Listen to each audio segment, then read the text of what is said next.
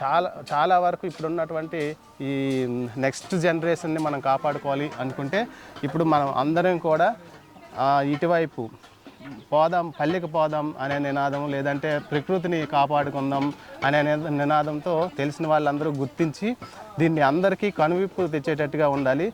జనరల్గా ఒరిజినల్గా అయితే 80% ఎవరికి ఏం తెలియదు. మనం చాలా ఎత్తులో ఎదుగుతాను, ఏదేదో ముందుకు పోతాను, ఎన్నో సంపాదిస్తాను, ఎంతో కోట్లాసి సంపాదిస్తాను అనుకుంటాము. జనరల్గా మనం వేసుకునే ప్రతి చెప్పు నుంచి పైకి వేసుకున్న టోపీ వరకు మనం మనం మన వస్త్రాధారణ అంతా కూడాను ఫలానా బ్రాండ్ అని అంటున్నాము.